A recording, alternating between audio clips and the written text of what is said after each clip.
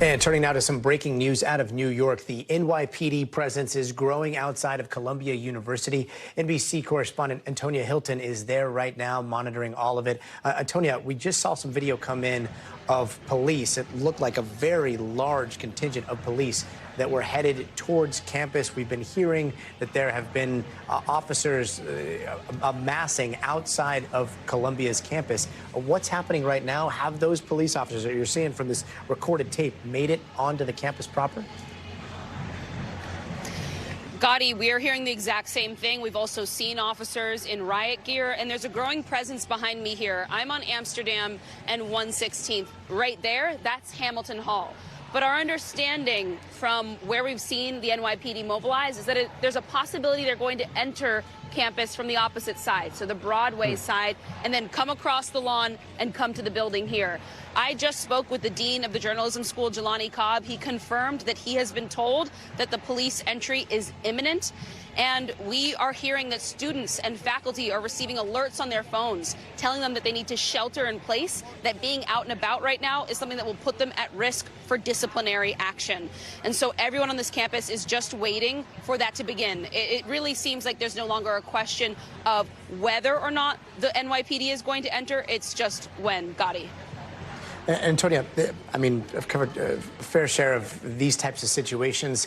Sometimes you can go in there with your camera as a member of the press. Sometimes you can't because the protesters won't let you in. And sometimes you can't because the police won't let you in. What's the situation tonight? This time it will be because the NYPD and the administration of Columbia will not let us in. It has actually been extremely challenging to get access to campus today. The administration created a pool, so a pool camera was allowed in from just 2 to 4 p.m. That's a very small window for a campus that has had tension and activity pretty much hour by hour for weeks now.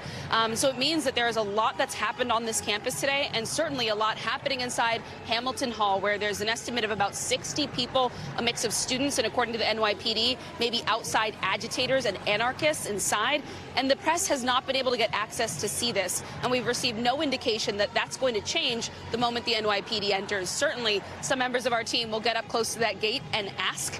But we are not going to hold our breath, Gotti. It is looking like a very tight lockdown at the moment. And Antonia, we had been hearing earlier in the day throughout the coverage that the NYPD would not be responding without a very explicit call from Columbia University. Does it look like that call has happened?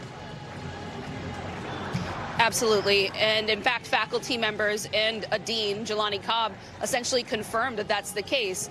The NYPD has made very clear that they wouldn't just enter campus from calls from students or questions on social media, that they needed that invitation from the president, Manoush Shafiq. And that is exactly how this happened the first time around. She reached out to the NYPD. The school identified what they called a threat to safety, which was that initial encampment construction, and the NYPD came to clear it and arrest students. So that is the same process that we understand the university is following now. We were also told by faculty and staff that there was an attempt by many faculty members to restart negotiations, something that had been going on for a while. A group of students, staff, faculty, and administrators all trying to talk about other ways to de-escalate this and find a solution, some kind of discussion point or a vote the university could take that would get them out of essentially what we're going to see happen tonight. And many people, both pro-Palestinian and pro-Israeli students and faculty members that we've been speaking to, they feel that the fact that it's gotten to this point where the NYPD is going to enter for a second time and potentially put students at risk as this all unfolds, that they are putting the blame for that squarely on the administration's feet. There's a lot of anger on all sides.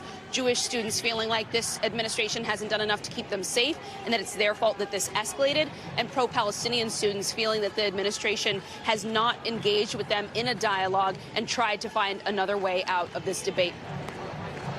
And Antonia, we've been hearing throughout the day that there are two different groups with possibly similar aims, but you've got the ones that are in Hamilton Hall, and they may not be directly connected to the ones that are at the encampment or have organized the encampment. Is that the case, or do they look connected?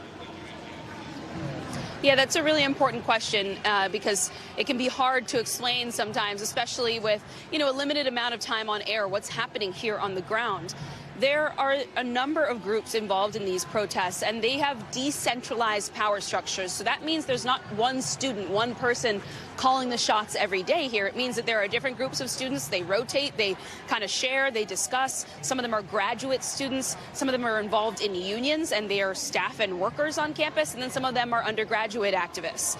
And so who is actually inside the hall right now is very much an open question.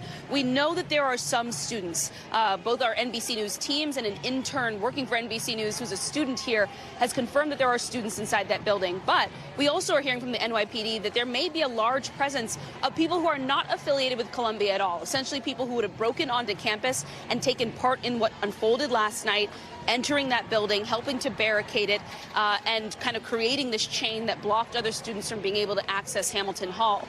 And so that's what's going to be important here. And I think that's also some of the concern that we heard from the NYPD in their presser around 6 o'clock, which is that they don't fully know what they're going to encounter when those doors open or are forced open. Will it be students? Will it be anarchists, outside agitators, people from around the city who have no connection to Columbia at all? And will other people be in the fray? Will they get mixed into this? It's part of clearly why they've called for this shelter in place, because some of this is frankly, it is very fluid and unstable, Gadi.